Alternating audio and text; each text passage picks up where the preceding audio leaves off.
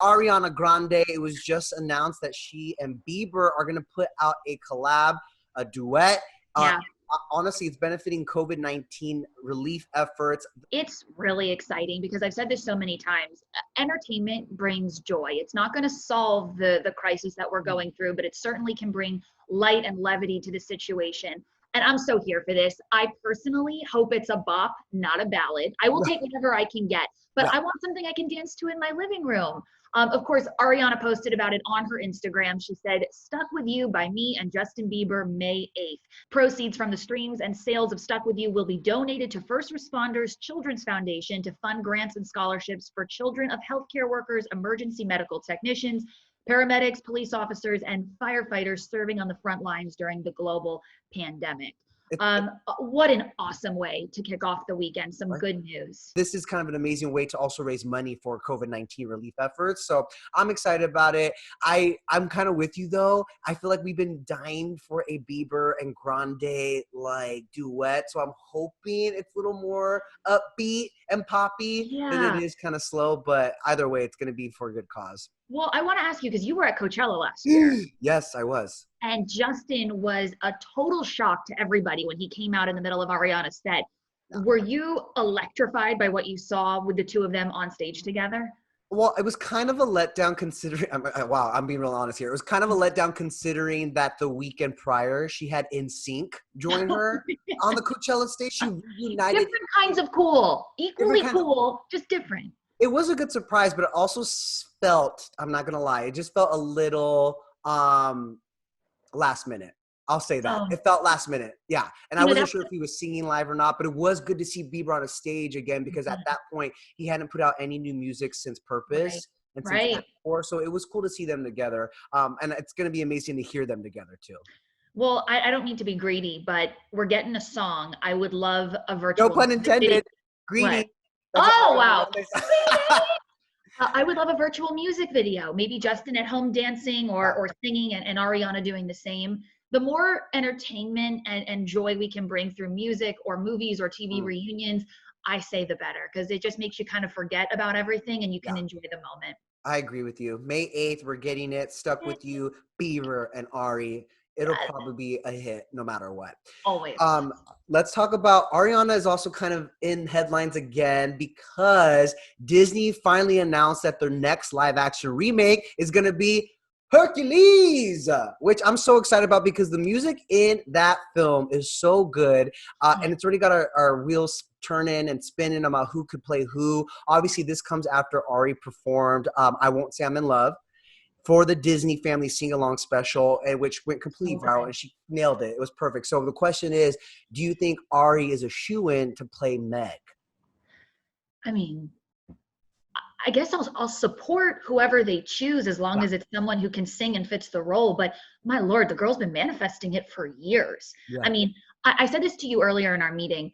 I don't feel like Hercules, the Disney film, gets the praise and like, I don't know, notoriety that it deserves. It kind of is on the back burner in terms of Disney classics. You go to the princess movies typically, but Ariana has always said Hercules is my favorite. She performed it during some Disney Christmas special a few years back.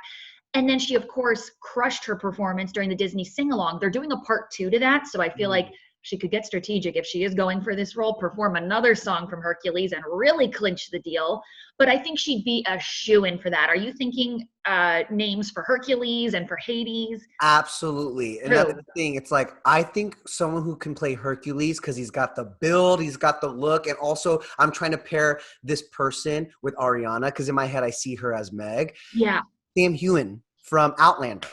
Oh, get Leanne Aguilera on the phone. That's what I'm saying. And he's already got kind of like long curly hair, at least an Outlander. And again, he's like this big, like, God. Like he's so built to play to play Hercules, I think. Totally. Well, I mean, look, I think Armie Hammer is a really smart choice. Yeah. We know that the He-Man reboot is kind of going through some, I don't know, redevelopment right now. So I feel like if Noah Centineo is available, I would love to see him with Ariana. Oh my God. Wait, time out. What about Noah as a young Hercules? Because the movie starts with a young, skinny Hercules. Like, I feel like Noah has the height, but he's thinner than Sam. Hello, young Hercules, older Hercules. Jenny, I invite you to take a look at Noah Centineo. He is not little. Oh! This guy was eating 6,000. I think he told Katie Krause during an interview that he was eating 6,000 calories a day. He is shredded to bits. Okay. Yeah. But I think all those names are really, really smart. I think it's going to be fun to see who they cast as Hades, as like the quintessential villain. Yeah. I'm going for either a Benedict Cumberbatch or a Oh. Jeff Goldblum. Oh my God, those are such good choices. I was gonna say the original voice of Hades was James Woods. Yes. It would be good, but no. I love those pitches Do better. you? Yeah. Yes. I think Maybe it's just a Benedict. matter. Well, I'm sorry, say what? I feel like maybe Benedict though. He's got a little more of that like evil like voice, you know? Well, and also I think Benedict, and then I also think Tom Hiddleston. You know, so deliciously evil in all those Avengers movies. Like, I think he could absolutely translate that to Hercules.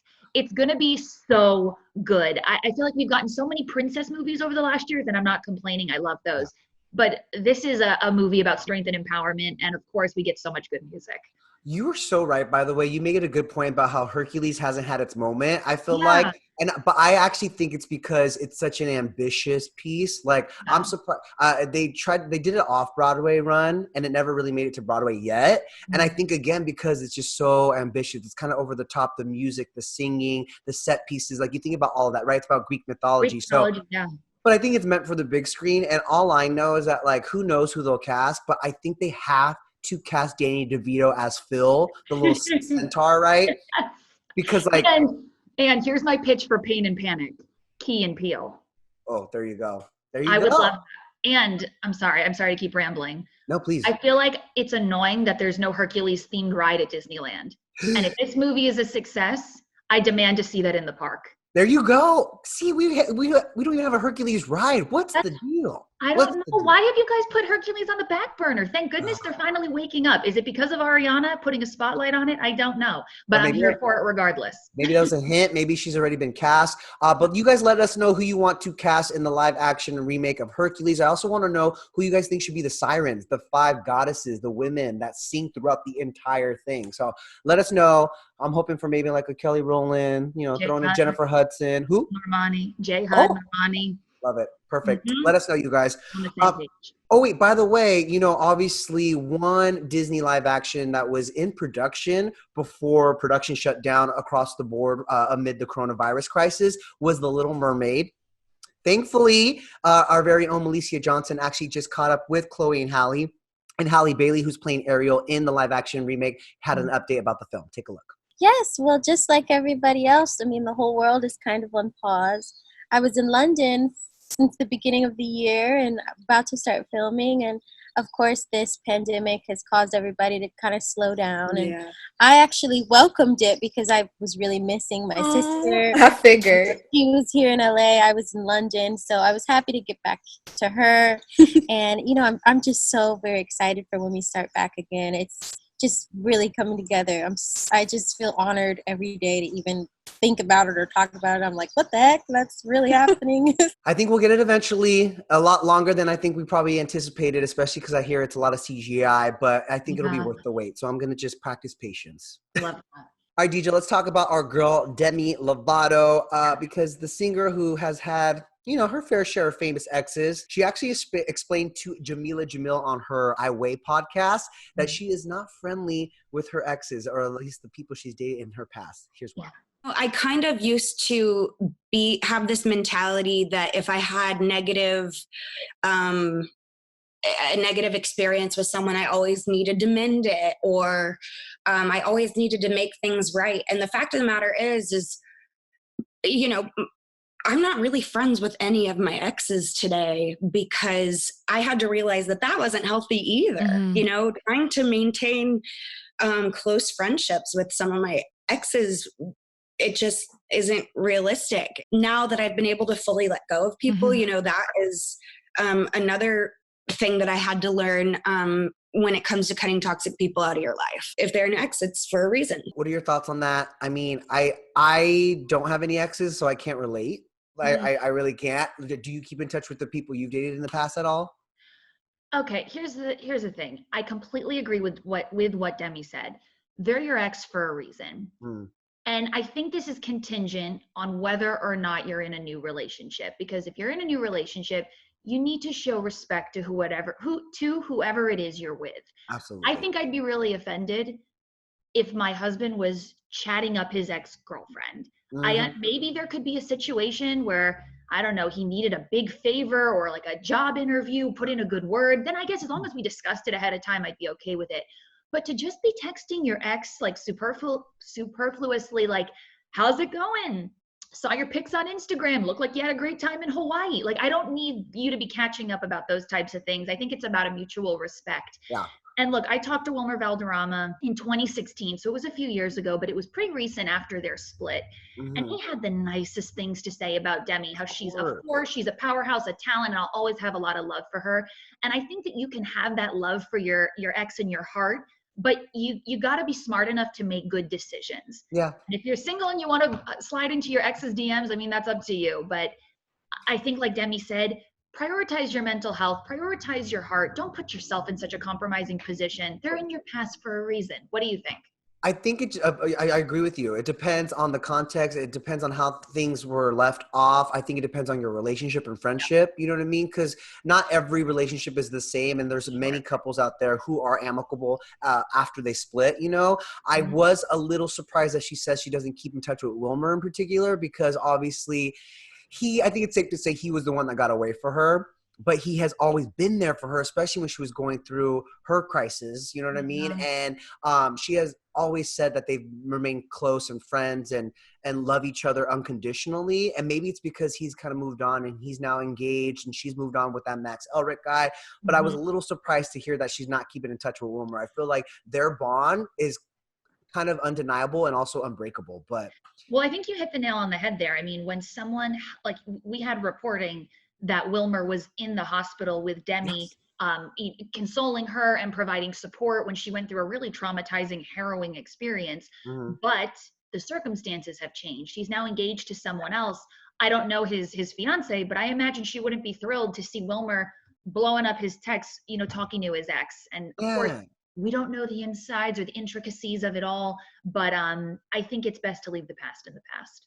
Honestly, that is some wise words that I wish someone would have shared with singer Olivia O'Brien. By the way, I am obsessed with Olivia's new single, Jocelyn. It's kind of like a breakup anthem about another woman. Who's Jocelyn? Exactly. She says it was inspired. She doesn't know the Jocelyn. She knows the experience with the guy. Like the guy kind of like two-timing her and cheating on her. So it's an amazing song. And I asked her, though, because obviously we're stuck in quarantine, we're stuck at home. I'm like, are you being inspired to write any new music? And she admitted no. So much, in fact, that she has texted her exes during quarantine, hoping for some sort of inspiration. And here's how that went. I've been trying, like, you know, I texted all my exes trying to get some inspiration. I just don't, like, I don't think that it's possible for me to feel any emotions right now because of how, like, crazy this is. Like, that's totally. My mind just goes to like the weirdest places like I just can't. Yeah, how did that go? You texted your exes during quarantine? You know, it was interesting. I realized that they're all still pieces of garbage. So listen, if you're gonna text your exes during quarantine, by the way, to your point, she's single, so it's not like she's kind of reaching out to them while she's you, girl. That's right. And they better be single. That I don't know, but what I do know is she did get a little clarity. You heard it. She says, I found out there's still pieces of garbage. So there you have it. Sometimes you just get a little clarity. You know, she's just bored at home. I think it was harmless. She's a braver woman than me. I couldn't do it. Okay, let's talk about Tyler Cameron. You guys know him from The Bachelorette, and also he dated Gigi Hadid. Yeah. Obviously, Gigi is now pregnant, as we've learned. And right, congratulations to Gigi. So, of course, people are quick to wonder what her exes think about this baby news. And someone even went as far as to ask Tyler, is the baby yours? To which, of course, he denied and said he was really happy for her. He also told ESPN that the craziest rumor he's heard about himself is that he literally was celebrating with his brother. And they kind of wrote up that he was drowning his sorrows because of Gigi's baby news, which is quite the contrary. He says, if anything, I'm excited for her. I'm happy for her. She's going to be an incredible mother. I'm not surprised by that. I feel like that relationship came and went. Like, I can't even believe we care about what he thinks about Gigi's pregnancy, if I'm being honest. Yeah. I can, because it was so highly publicized, and I think it was so interesting to us as Bachelor fans, I'm speaking for myself, to see him dating this like global superstar. Yeah. So it was pretty shocking to see the two of them together, and then it kind of went on a little longer than I thought it would. So I didn't know how serious things were between them. I know they definitely spent time with each other's families. He went to her grandmother's funeral. Right. And things can change in the blink of an eye. You know, they split up. She gets back together with Zayn. Now she's expecting, you know, her first baby with Zayn. And I have to say, I am so happy for Gigi Hadid. I think this is such a win for her because she's an old soul. We don't see pictures of her going to clubs and like living that like 25-year-old like raging lifestyle. God, I sound like such a grandma. But I think she loves the farm. She's so maternal to her younger siblings, Anwar and Bella. And I think this is just such a beautiful, natural next step for her.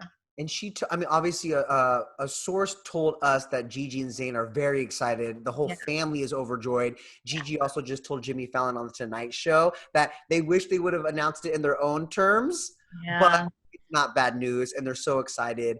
She just turned 25 and now she's got a bun in the oven. Speaking of, oh my God, did you hear her cravings? She told Jimmy Fallon it's an everything bagel. I'm like, am I pregnant? Her cake was iconic. She thought it was a massive everything bagel. It turned out it was actually a cake, but I mean, pretty epic and iconic. And I can't wait to see cute baby bump photos. That is going to be one cute baby, by the way. Gigi and Zayn. Oh my God, genetically gifted. I hope this doesn't prevent Zayn from reuniting with One Direction, though. There, I said it. Oh wow, you're holding out for that? Yes, I gotta get all 5. I need all 5 of them if they're gonna reunite. Okay, even if it's for like one live performance. Come on. Good luck with Harry and good luck with Zayn on that. Damn it. Okay, one can hope. From one pregnancy announcement to a baby announcement. No, I don't think anyone saw this coming, but CNN anchor Anderson Cooper is now a proud father to a newborn baby boy named Wyatt Morgan Cooper. It is, I think, especially important in these times of trouble to try to hold on to moments of joy and moments of happiness. On Monday, I became a father. Never actually said that before out loud, and it still kind of astonishes me. I am a dad, I have a son, and I want you to meet him. This is Wyatt Cooper. He is 3 days old. He's named after my dad, who died when I was 10 years old. I hope I can be as good a dad as he was. I do wish my mom and my dad and my brother Carter were alive to meet Wyatt, but I like to believe that they can see him. I imagine them all together, arms around each other, smiling and laughing and watching, looking down on us. Did your heart just melt seeing that announcement? My husband and I we watch Anderson every night, and you do. We were kind of just making dinner. We weren't really paying attention, and all of a sudden, my husband and I were both a pile of tears because Anderson is I mean, he can be lighthearted when he's with Andy Cohen, but when you watch him on the news, he's a serious journalist. He is just a pro. Yes. And to see him sort of take a break from, you know, reporting on such a serious thing like coronavirus and take a moment to sort of tear up a little and say, I want the world to know I've become a dad. He even was so surprised at saying that sentence out loud. He's like, wow, I've never said that before. And then tying the family history into all of it, the name Wyatt coming from his father, the name Morgan coming from his mother's side of the family. It was also on a list, he said, of potential baby names for Anderson. So he's really paying tribute to his parents who are no longer with us, his brother Carter no longer with us. And you know what? It's never too late to start your family, make your own journey, make your own dreams come true. I couldn't be more inspired by this story. And I think it's the good news that we need in a time like this going into the weekend. And that's exactly what he shared on CNN when he made the announcement. He said, obviously, amid this crazy, crazy pandemic, there's a lot of bad news out there, a lot of sad news. He says you have to hold on to the happy times, the joyful news. And that's why he wanted to share it with his audience. So that combined with the family history, the fact that, like he said, specifically, now my family can continue because, you know, it's really just him. And now he has a baby to carry on the name. Not to mention the fact that he said that he never imagined that as a gay man, and especially now in his 50s, he would ever have a child. Like, it's a beautiful sentiment. And you're right. It's exactly the feel-good news that we need, especially around this time. I can't believe he did this so in line with his best friend Andy Cohen. Yes. Andy Cohen has a little infant, so now Ben Cohen has got a brand new best friend in Wyatt Cooper, and I have no doubt that these two will take over the media someday together. I can't wait for the next AC 360 tour, with the babies in tow, like they come out with baby Bjorns or something. I'm ready Baby for it. merch, I would buy all of it. I always thought Andy Cohen and Anderson Cooper were daddies, and now they actually are. So congratulations to the both of them. So happy. Well, Deidre, my love, that does it for ET Live at Home. Thank you so much for joining us as always. And thank you guys for tuning in. Deidre, go enjoy your weekend, okay? Thank you. I think I'm going to do a little DIY haircut. Same. All right, you guys. Cheers. Bye.